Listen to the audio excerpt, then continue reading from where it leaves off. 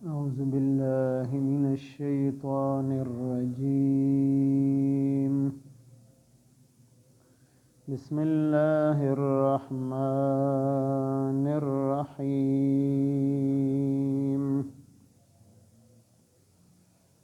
ولن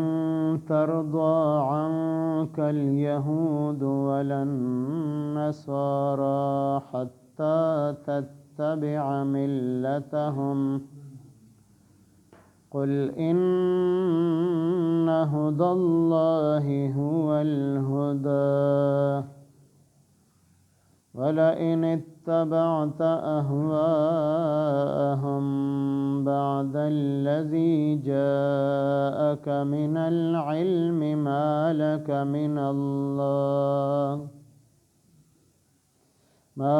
من الله من ولي ولا نصير.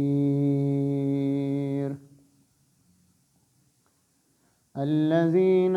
آتيناهم الكتاب يتلونه حق تلاوته أولئك يؤمنون به ومن يكفر به فأولئك هم الخاسرون. آمنت بالله صدق الله مولانا العظيم.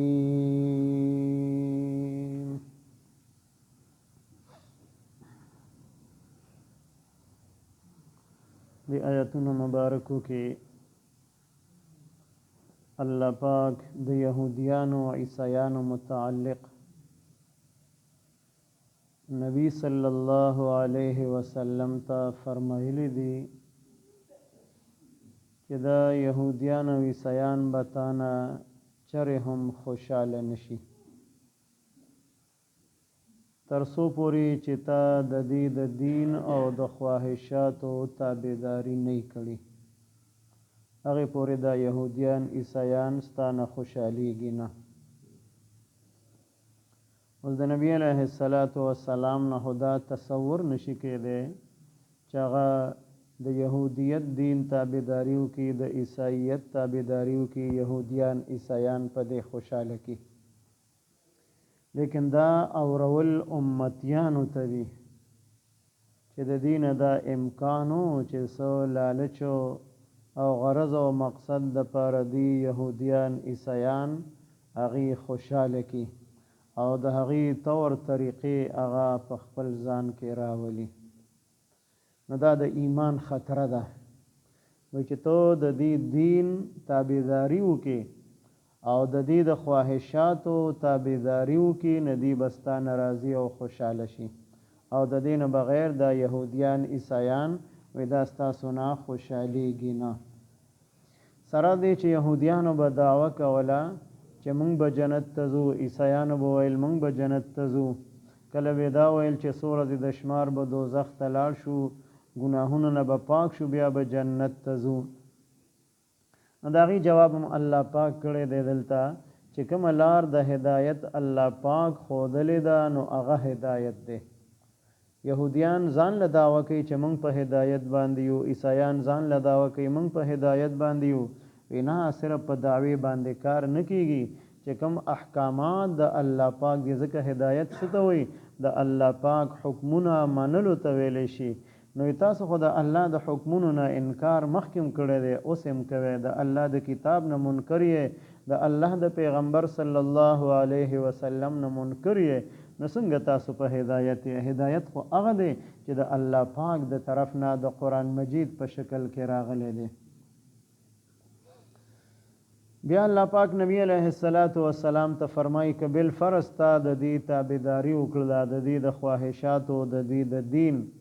رستو د دې نه چې تا ته علم د وحی په ذریعه باندې الله پاک را لېږلی دی نو بیا ستا دپاره څوک دوست او مددګار به میلو نشي.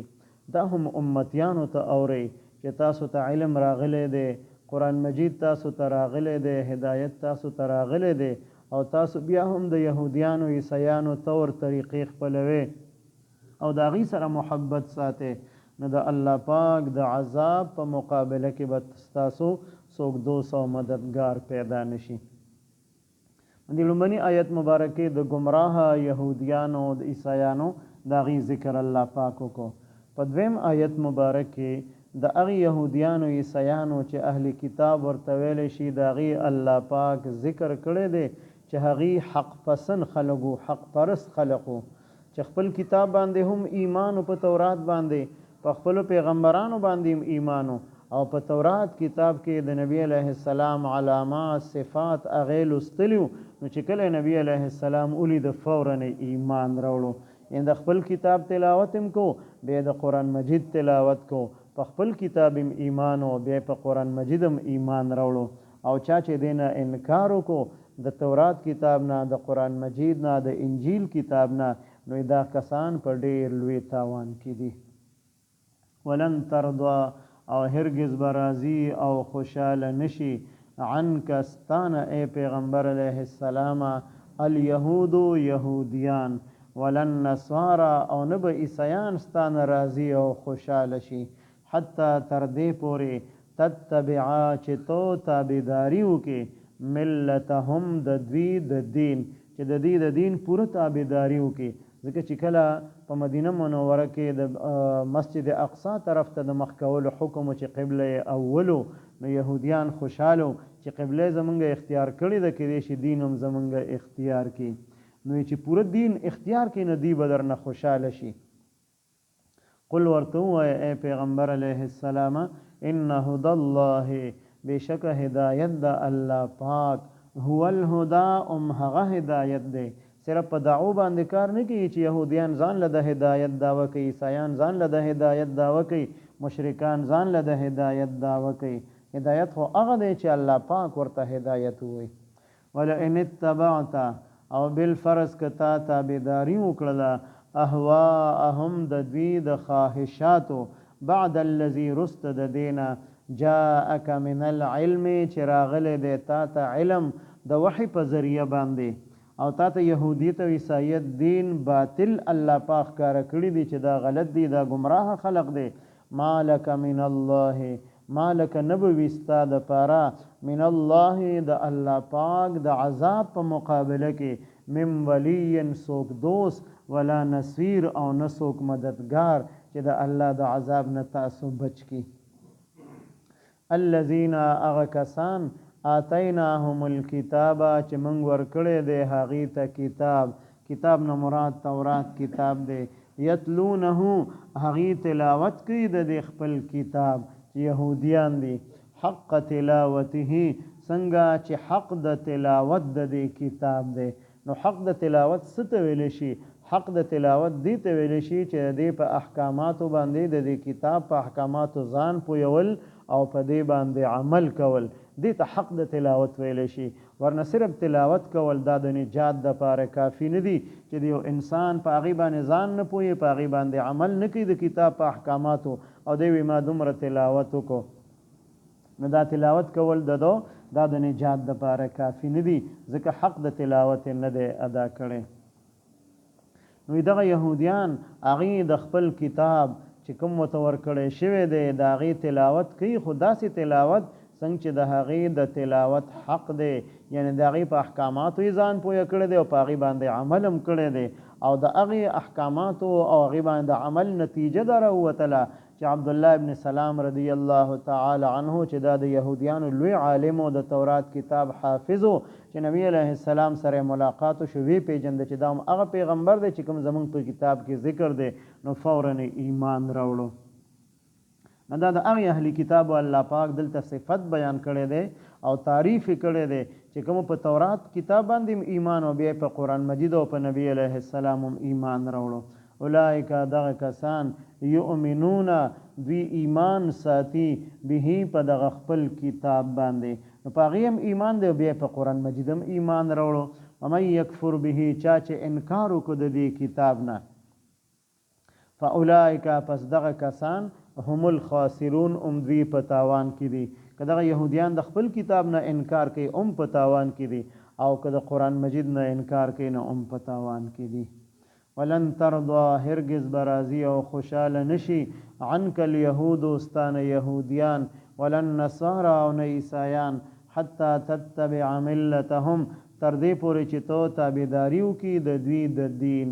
قل ورته ووایه ان هدى الله بشک هدایت د الله هو الهدى هغه هدایت دی ولئن اتبعت بالفرض کتا تابعداري وکړله اهواءهم د دوی د خواهشاتو بعد الذي رست د دینه جاءك من العلم چراغله د تا ته علم د وحي په ذریعہ باندې مالک نبويستا د پاره من الله د الله پاک د عذاب په مقابله کې او د غینه د بچ کېدلو د پاره من ولی سوک دوست ولا نصير او نسوک مددگار الذين آتيناهم الكتاب اغه کسان چې موږ ورکړې د هغه ته کتاب یتلونه اغه تلاوت کوي د دې کتاب حق تلاوته څنګه چې حق د تلاوت د دې کتاب دی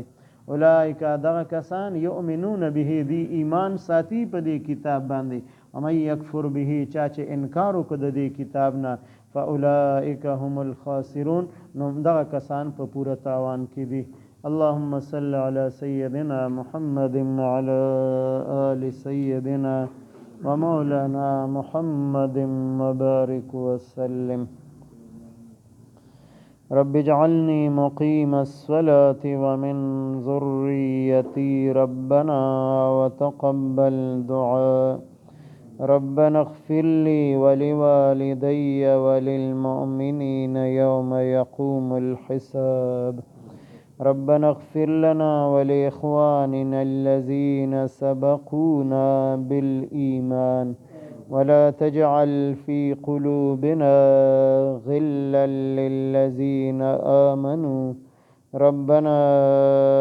إنك رؤوف رحيم ربنا هب لنا من أزواجنا وذرياتنا قرة أعين واجعلنا للمتقين إماما د فلسطین د مظلوم مسلمانانو په حق کې دعا غواړي الله پاک دغه مظلوم مسلمانانو سره هغه شان امدادو کې خپل غیبی امدادو سره شامل حال وګرځي څنګه چې په جنگ بدر کې د صحابه سره د فرشتو په شکل کې امداد کړو اے الله د دې حوصله مضبوطی کې د جهاد په میدان کې قدمونو مضبوط کې د دشمن په مقابله کې د مقابله کولو استقامت او توفیق ورته نصیب وګرځي او د دشمن په مقابله کې الله پاک تاریخي فتح او کامیابی ورته ورکړي او د دې دشمنانو ته د اسلام دشمنانو ته تاریخي او عبرتناک شکست ورکړي څومره د اسرائیل او د يهوديانو اتحادیان دي الله پاک په خپل منځ کې به اتفاق کې په خپل منځ کې د یو بل نه نفرت پیدا کړي او په خپل منځ کې یو بل سره اوجنګي او الله پاک د دې دغه جنگي اسلحې د مجاهدینو ته په مال غنیمت کې ورکړي او د دین په دشمنانو باندې الله پاک خپل قهر او غضب نازل کړي د ځمکې د مختنه الله پاک اوسګار کړي مسجد اقصی د هغې د قبضینا د هغې د تسلط نه الله پاک آزاد کړي او مستقل تور باندې د مسلمانانو د مجاهدینو په قبضه کې راولي او په دغه جهاد کې تر دې وخته پورې څومره مسلمانان شهیدان شوي دي الله پاک د هغې د ټولو د شهادت بلند ترین درجات نصیب وګرځي څومره کسان پکې زخمیان دي الله پاک ټولو ته کامل صحت او روغ صحت ورکړي څومره مسلمانان په ټوله دنیا کې د دغه مظلوم مسلمانانو د پاره دعاګانې غواړي هغې سره مالی جانی امداد کوي الله پاک د ټولو د دعاګانې د امداد او تعاون او خلوص په خپل دربار کې قبول او منظور وګرځي او ټولو ته الله پاک د دې بدلې په دنیا او آخرت دواړو کې ورکړي وصلی الله تعالی علی خیر خلقه محمد وعلى آله وأصحابه أجمعين آمين